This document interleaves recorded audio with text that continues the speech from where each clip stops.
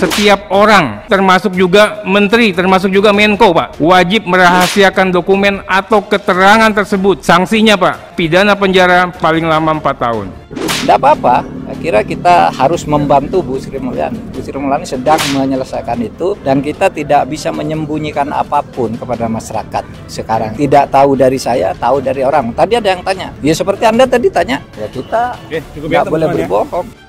Ini kan sifatnya intelijen, Pak, ya. Tidak boleh disampaikan kepada pihak lain kecuali kepada Presiden dan DPR, bukan kepada pihak lain. Seperti yang dilakukan oleh Bapak Mahfud MD. Boleh atau tidak dibuka ke publik? Untuk yang kasus menjadi perhatian publik, boleh, Pak? Boleh. Boleh, sesuai dengan tugas dan fungsi. Apa itu boleh atau tidak? Menurut saya boleh. Dan kita tidak bisa menyembunyikan apapun kepada masyarakat sekarang. Tidak tahu dari saya, tahu dari orang. Udah tahu semua. Ya kita nggak boleh berbohong, nggak boleh berbohong. Bukannya menemukan titik penyelesaian, Komisi 3 DPR RI justru bahas Mahfud yang membongkar TPU. Menko Polhukam Mahfud MD menyebut ada pergerakan dana mencurigakan di lingkungan Kementerian Keuangan yang besarnya mencapai 300 triliun rupiah. Saya sudah dapat laporan yang pagi tadi terbaru malah ada pergerakan mencurigakan sebesar 300 T di lingkungan Kementerian Keuangan yang sebagian besar ada di Direktorat Jenderal Pajak dan Bea Cukai.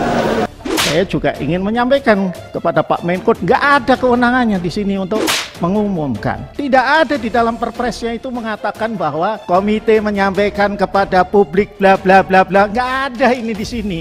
Menurut saya boleh. Menurut saya boleh. Dalam konteks kasus yang menjadi perhatian publik itu bisa disampaikan tapi tidak menyentuh kasusnya. Sama Pak Mahfud, ayo Pak Mahfud, aku dibantuin, aku senang dibantuin. Kita mau bersihin, kita bersihin. Yang kita bicarakan itu bahwa ini adalah laporan tindak pidana pencucian uang. Nah itu yang mencurigakan, dilacak oleh PPATK dalam rangka itu mencari yang lebih besar dari korupsi, karena itu sebenarnya lebih besar kalau diburu. Bingung kami ini, banyak tugas. Tidak ada satu pasal pun Menko Polhukam boleh membuka data-data seperti itu kepada publik sesuka-sukanya. Selain punya motivasi politik, mau memojokkan Kemenkeu atau sejumlah tokoh di Kemenkeu. Berita itu tidak akan bisa ditutupi, itu tidak bisa direm karena sudah muncul ke publik, harus jelas. Itu yang apa gitu, kan gitu, harus jelas. Sebenarnya itu terjadi karena saya dan Bu Sri Mulyani itu kompak, karena memang sama-sama kami ini bertekad memperbaiki birokrasi kita dari korupsi. Kalau Bu Sri Mulyani sendiri kiranya tidak kuat, nih saya kasih senjata, bla begitu. Dan saya kira perkembangannya kan masih positif. Dan tidak bisa berhenti di situ, nggak bisa. Publik sekarang yang tidak bodoh, orang Australia aja tahu.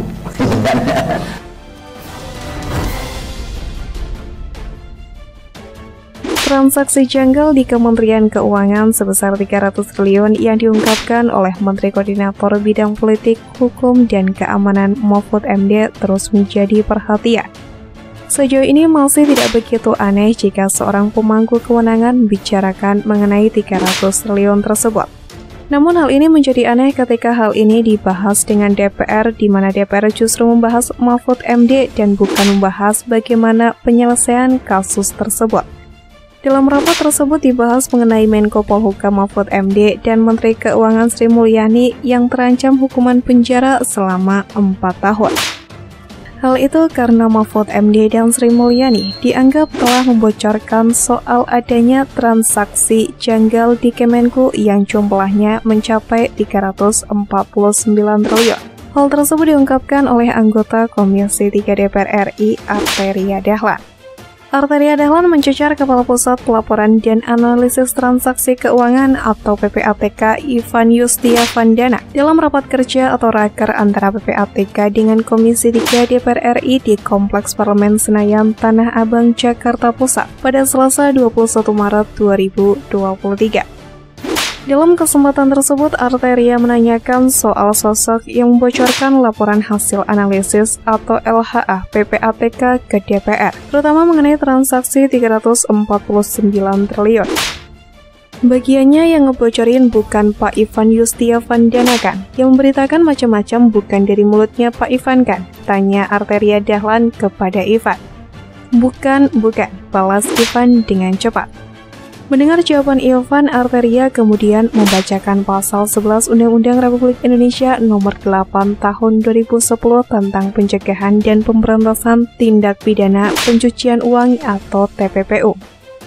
Saya bacakan pasal 11, Pak. Pejabat atau pegawai PPATK, penyidik atau penuntut umum, hakim, dan setiap orang. Setiap orang itu termasuk juga menteri, termasuk juga Menko, Pak. Tegas Arteria. Yang memperoleh dokumen atau keterangan dalam rangka pelaksanaan tugasnya menurut undang-undang ini wajib merahasiakan dokumen atau keterangan tersebut. Lanjutnya, menurut pasal 11 Undang-Undang Nomor 8 Tahun 2010, setiap orang yang membocorkan dokumen atau keterangan terkait TPPU ditegaskannya dapat dipidana 4 tahun penjara. Sanksinya, Pak. Sanksinya setiap orang itu dipidana dengan pidana penjara paling lama 4 tahun. Ini undang-undangnya sama, Pak. Ini serius. Tegasnya. Pernyataan tersebut soal merujuk pernyataan Menko Polhukam Mahfud MD soal temuan transaksi mencurigakan 300 triliun di Kemenku periode 2009-2023. Merupakan indikasi dengan dugaan tindak pidana pencucian uang atau TPPU pada Jumat 10 Maret 2023. Selain itu, Menteri Keuangan Sri Mulyani pun telah memaparkan 300 surat dari Pusat Pelaporan dan Analisis Transaksi Keuangan atau PPATK pada Senin 20 Maret.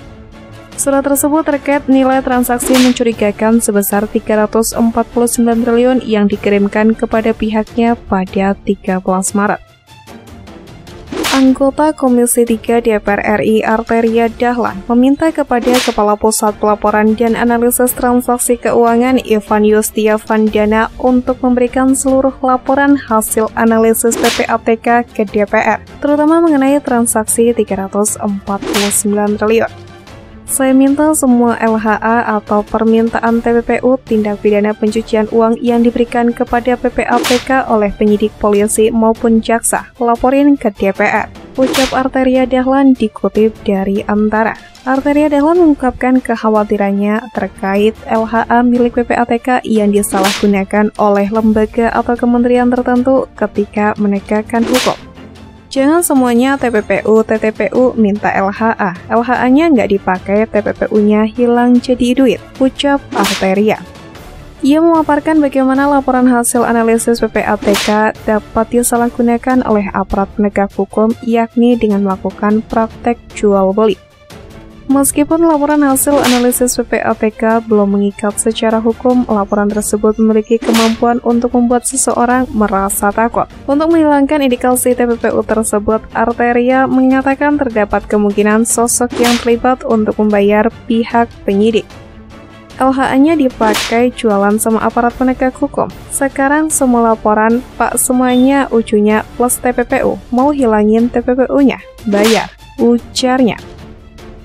Permintaan selaras juga diucapkan oleh anggota Komisi 3 DPR RI, Hinka Panjaitan. Hinka juga minta kepada PPATK untuk memberikan laporan hasil analisis PPATK kepada DPR dalam rangka melaksanakan fungsi pengawasannya. Saya menggunakan hak saya melalui forum ini meminta kepada PPATK karena sudah gaduh ini meminta laporan PPATK secara lengkap, ujar Hinka. Seperti yang diketahui, Mahfud MD merasa geram saat tahu dugaan tindak pidana pencucian uang atau TPPU yang diungkap oleh Pusat Pelaporan dan Analisis Transaksi Keuangan tentang ex-pejabat pajak Rafael Aluntri Sambodo. Jumlahnya mencapai 1,5 triliun. Mahfud MD lalu meminta PPATK melakukan penyelidikan lebih jauh. Hasilnya ditemukan transaksi mencurigakan senilai 300 triliun dari 647 orang pegawai di lingkungan Kementerian Keuangan pada medio 2009 hingga 2023. Penyelidikan Mahfud MD tidak sampai di situ. Dugaan terkait pidana pencucian uang ini makin diperkuat dengan sampling yang dilakukan terhadap 7 orang dari 197 kasus yang dilaporkan berunsur TPPU. Hasilnya terdapat angka 60 triliun hanya dari 7 kasus.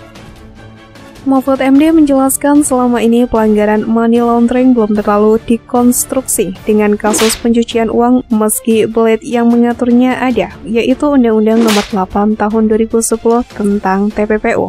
Hanya segelintir dari mereka yang dicerat dengan aturan tersebut. Mahfud kemudian mengusulkan saat ada permintaan ke kementerian untuk diselidiki soal TPPU terhadap pegawainya, maka langsung saja diteruskan ke aparat penegak hukum atau APH, seperti Komisi Pemberantasan Korupsi atau KPK, Kejaksaan, dan Polri.